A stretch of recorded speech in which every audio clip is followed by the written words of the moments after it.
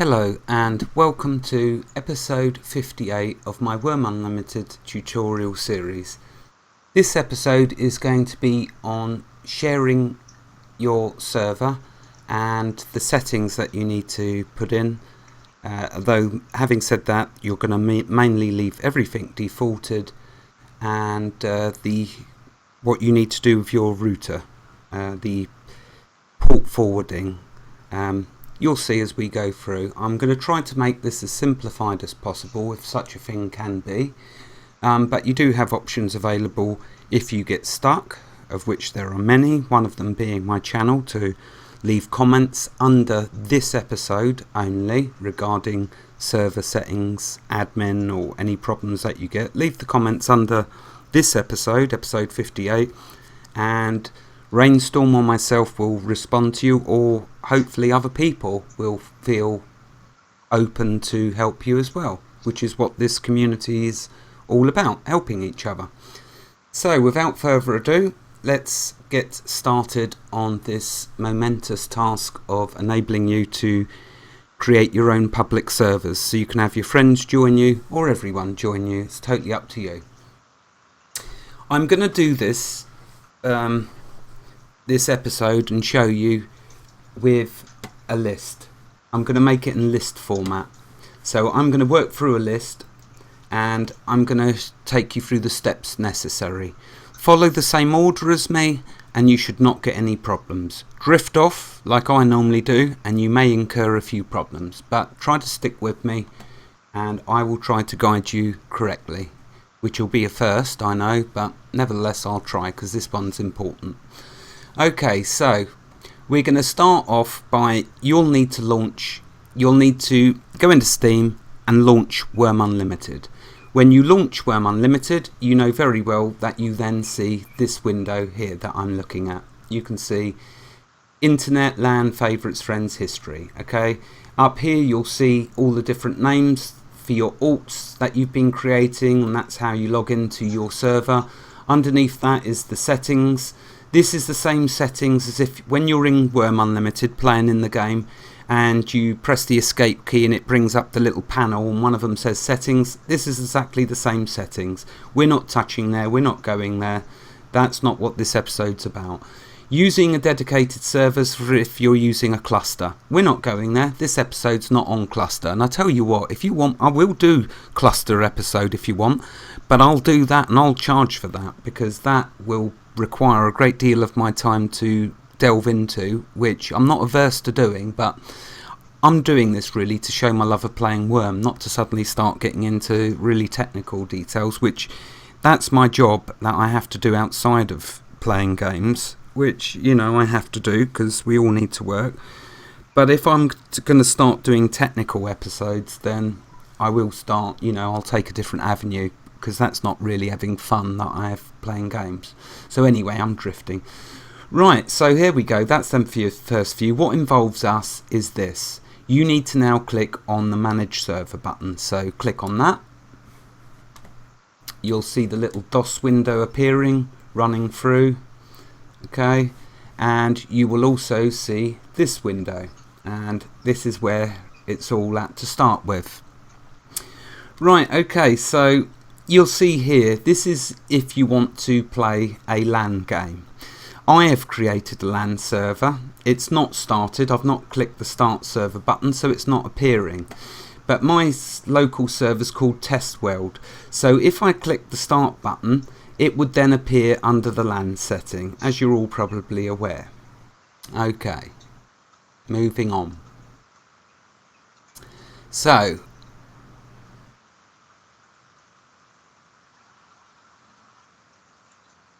now, with this, you know that me and Rainstorm and me, we're playing in creative mode. If you want to play your LAN server, okay, so just playing on your own, by default it's on creative, but you can change that to adventure. If you change it to adventure, then you're going to have factions, Mole Rayan and Horde of the Summoned, and Jen Kellon, and so you'll have the 3 different kingdoms and the Freedom Kingdom. We're just sticking with creative, and anyway, that's not really what this is about. I'm drifting off and I don't want to do that. Okay, we need to go to the local server, okay, because this is not relevant. This is definitely not relevant. I'm trying to show you how to share your server with your friends. So jump to the local server tab. Okay, in here, the name of your server. Give this a unique name. Try not to give it the same name as someone else has already done. So in the internet tab, go there, and you've got two choices. Either you can give yourself a really crazy unique name that you know no one else would have used. If you create just a generic name, let's say you call it Wurm Server, the chances are someone else may have called it Wurm Server. That may cause problems. It may cause one of your servers to drop off the list. It may cause both of you to drop off the list. So don't go there. Just be careful. Create a unique server name, okay? For goodness sake, give yourself an easy time. Don't make this difficult. Give it your initials, maybe underscore. Notice the way they've done a little underscore. Your initial or something else unique to you, initial wise, underscore, and then give it a unique name. Okay, so there we go, job done. Your IP address should be correct. Leave it defaulted. Do not touch it. Okay, if your servers don't work, if your server doesn't work and no one can log in, then you can start getting dirty and delving deep. To check this IP address is correct, to check that that's your correct server external IP address, you would go to the command prompt. So you'd go to your start button, and there's a little box that you can type into. You'd type command in there. That takes you to the command prompt. You'd then type config space / all. That will then show you a list of all your IP address and your all the other details to do with your network. Okay, so that's how you can verify that. Okay, job done. Moving on. Server external IP port, again leave that defaulted. These just leave defaulted, not a problem. Oops, and I don't want that being in there, do I now? So your server password, that's what everyone is going to need to type in to access your server. So basically, if you want to limit it to just your friends, then you will put a password in there and make sure that you give that password to your friends. If you want the whole world to join your server as a public server, anyone, then you just leave it empty. So job done, speaks for itself. Maximum number of players. Right, now let me just read my notes on that. And I do want to say a huge thank you to Rainstorm. Without her, I couldn't have done all of this, because she's been the one running the server. She did take me through. We run through all the settings, what would be relevant and what's not relevant. And so thank you very much, Rainstorm, for all your help with regards to this episode. Made it hugely easier for me to do. Okay, so anyway, let's look this up. Maximum number of players. Now, maximum number of players, what that means is it's the maximum number of people that can be logged in at any one time onto your server. That is not saying the maximum number of people that can logged onto your server at different times. So for example, around the world, Australia, America, Canada, England, Ireland, France, Germany, etc, etc, etc, people around the globe, all in different time frames, they can all log in. There is no max number set to that, but if they all try to log in at the same time, it will be capped at 200. Leave it defaulted. You can change it to a higher number. If you do, change your server name to Lagville, because that's what will happen. That's just what Rolf has warned. If you set this number too high, you will start having heavy lag on your server. So remember to call it Lagville, and don't expect to have too many people playing on it, because they'll get too cross with you that it's all laggy. So there we go, job done, speaks for itself. Now you understand that. Allow, again, some of this is not really relevant, is it, for me to explain all of these things? I'm trying to show you how to share your server, not giving you a tutorial on the server settings. Maybe I'll do another episode on that. Okay, because a lot of them speak for themselves. So, in fact, because I don't want to make this a really long episode to put you off trying to do this, is very easy, in fact. Okay, you can achieve this. Okay, what's relevant down this list is, I will mention this one actually. Dang it, let's just do it. Allow PvP. By allowing PvP, you're going to allow everyone to attack each other and kill each other. You're going to allow theft, which means you're going to open up all the skill trees to do with thieving, like lockpicking. So, you know, shy away from that maybe. I'm going to talk to Rainstorm about when we start an adventure server after this creative one. I'm really tempted to wanting to enable that, because I want to be able to do lock picking and all the thievery skills, because I think that's a lot of fun in all of that. And of course, because we're a nice group of people playing together, we won't be too devious. Well, we'll see, won't we, eh? Maybe if Tosh doesn't quite catch that marlin, he might come back in a bad mood and decide to go out on the hunt for someone. Or even, for that matter, alley cats. Or want to go out and start hunting people with a quality level 80 fine fishing rod. Anyway, moving on. I'm waffling. Epic settings. What that means to you and me, you're going to speed up the skill gain. Oh, for goodness sake, it's defaulted at 10 times the speed of Wurm Unlimited already. Why ruin the game by making it even quicker? But, having said that, if you're playing in adventure mode, by enabling epic settings, it also allows you to go to Valeri, the moon, and battle with the gods. So, the downside is, of course, it's going to speed up the skill gain, and it's already fast enough as it is. But anyway, that's your decision, your choice. I'll let you deal with that. Home server. Right, let me just check my notes.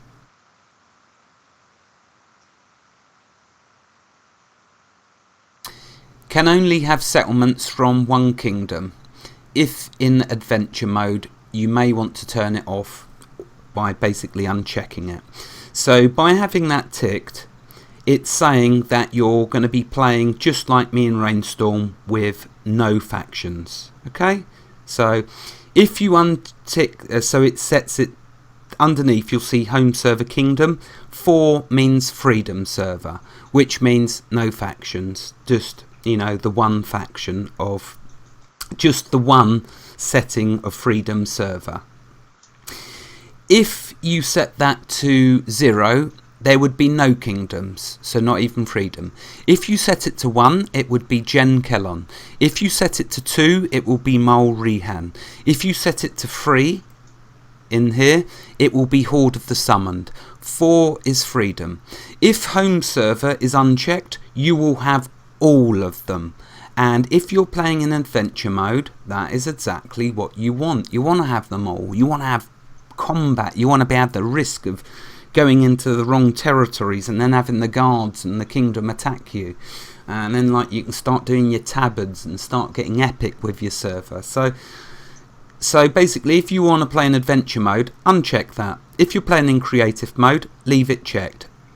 If you want to play in a creative mode and just play as Horde of the Summoned, then you would put what number in there? Yes, you'd put 3. And then it would be Horde of the Summoned, and any of the other numbers if you want to have them kingdoms instead. Okay, so I hope that makes sense. Message of the day. Yeah, that's fluff. Not bothering with it. Alright, for some of you it's not fluff.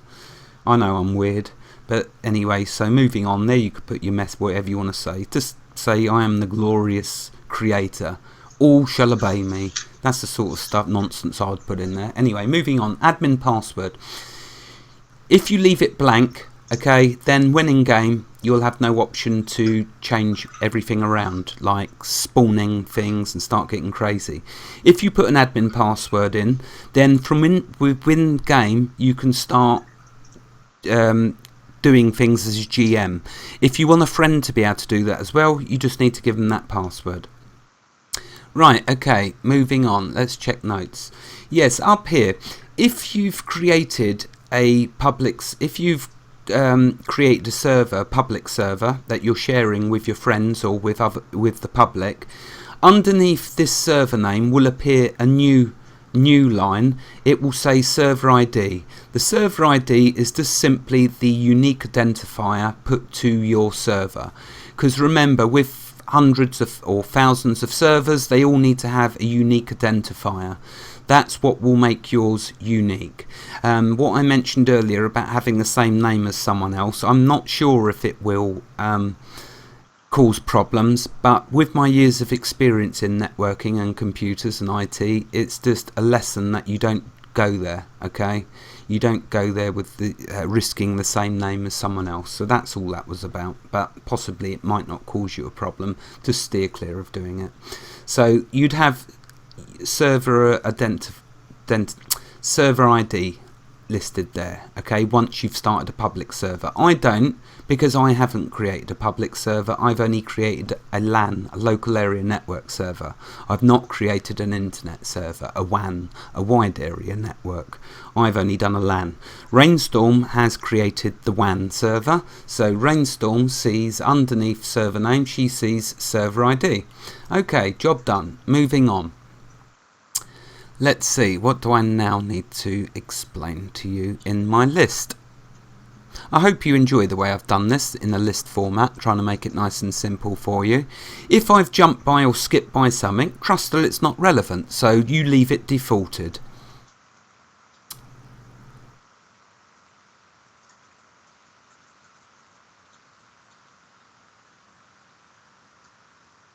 Okay, let's go to advanced server settings. All of these leave defaulted. Wow, wasn't that easy? Wasn't that easy? Just leave it all defaulted. All of it down there. Things like passwords though, don't put a password in there if you don't want to start cheating in game. That's what you'll be doing if you're putting in the password. You want to go cheating, so don't do it. Don't go there. The only reason I could think that you would want to do it is to add traders and the bartender. Yeah, that you can do. That's not going to wreck the game, but you start doing other silly things, you've wrecked the game. What's the point in playing? Don't even bother with it, really, in my opinion. Okay, so that's that. You're leaving everything defaulted. Underneath gameplay tweaks is possibly a different episode, if any of you have an interest for me to do that. Although I'm not going to do it yet. I just want to play Wurm. I don't want to go through all of these settings, but I did realise I need to help you a bit. So therefore that's why I'm doing this episode for you. Right, now to the good stuff. This is the bit which will panic most of you and scare most of you and turn you green or whatever colour it is you go when you get morbidly scared. Basically, I'm talking about your router. That's where we got to go next. Now, all of you will have different routers. Could be Linksys, could be any of the different brands of routers that are out there. There's loads of routers, for goodness sake, and they all have their settings in different places, just like the browsers. You know, if you're using Google Chrome or Firefox or Internet Explorer, they all like to jumble them up, putting their settings in different places. They don't want to make life easy for you and me by having a standard set of default settings, like everything placed in the same location regardless of the browser. It's all about greed with most companies. They all want to try and be greedy and make money. The human race could make it nice and simple for itself by standardizing things, but we don't want to do that because we all want to be greedy. So enough said. There we go. Moving on then, now you need to go to your router. How do you bring up your router settings? Well, you will launch your browser and you will type in the IP address of your router. You don't know what your router is? Well, have a look on the bottom of it. Usually your ISP, your internet service provider, or the supplier of the router will write on the bottom of your router what the IP address is of it. The good ones will. The ones which aren't great, which are not going to do, which aren't that professional, they'll leave it blank. Why? Because then you've got to ring them up and possibly they'll make a bit more money out of it. Oh yeah. So hopefully though, in the ideal world, if you don't know what your IP address is to your router, which most normal human beings would not, go to your router, have a look underneath it to see if it says router IP address. If it does, that's what you need to type into your browser. Different routers have different ways of logging in. I've just told you the standardized way of logging into your router. You can contact your supplier. They will also help you with that. You can also Google your router and that will also tell you how to do it. I'm going to presume now that you've made it to your router. When you do your browser and jump to your router, it should have an admin login or a login. You need to log in as an admin so you can make changes. Only you will know what your admin login is to your router. Again, it should be on the bottom of the router. If it's not, contact your supplier. Failing that, Google your router, and someone on this planet, on God's earth, will have told you what the default admin password is and username. Okay, so there we go, that clears that up, I'm really hoping. Okay, so you've logged in as an admin to your router. Now you need to go in your router. It'll have lots of tabs, no doubt, and different areas. You need to go where it says port settings. You might need to delve down in some areas. Again, find the manual to your router if it's not straightforward and easy. Either contact your supplier or Google your router, and it will find the details for it. Different routers will have different areas. I can't tell you where to go. I can only say you need to find where it says port settings. Okay, now you're in I'm going to presume now you're in the port settings area on your router. Now you need to create a port forwarding. So you need to create a new one. You need to give it a name. For example, you could call it Steam, or you can call it whatever you like. The main thing is you need to create a new port forwarding. Okay, then put in the external and internal port number, which of course should be 3724. The protocol is TCP. Okay, then enable it. Once you've done that, you then need to create another port forwarding for external and internal with the number 8766. The protocol is both. Then enable. Then apply. Once you've applied that, it will either kick you out your router or you've finished basically in your router. Now jump back to your Wurm window. Either exit Wurm completely and go back in. Remember to go to Manage Server. Remember to go to Start Your Server. Once you start your server, should then, if everything is well, if all is well, it will then appear in this list. Now, you remember back in episode 1 or back ages ago in one of the episodes I mentioned that Rainstorm got some problems, that her server didn't work, but she sorted it out eventually. I'll tell you what she did so you do not make the same mistake. She went to server neighbours. Don't touch it, don't go there.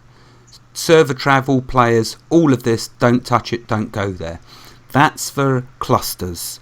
And again, you know what, in the future I might well do a cluster episode, and I'll delve deep and dirty for those of you that want to set up clusters. But bear in mind, I would charge for that episode. For now though, playing games, I'll never charge. It's all fun, and that's what it's supposed to be about. But if you want to get really technical, then don't be surprised if I do. Okay, so the ideal world now, your server's in this list, you've password protected it, your friends can now join you. You have a great day. Wherever you are in the world, God bless you, and keep every single last one of you safe. If you get any problems with what I've told you, remember in this episode, make a comment. Either myself, Rainstorm, or some other lovely person in our family will help you. You're not alone. Just remember that. Goodbye.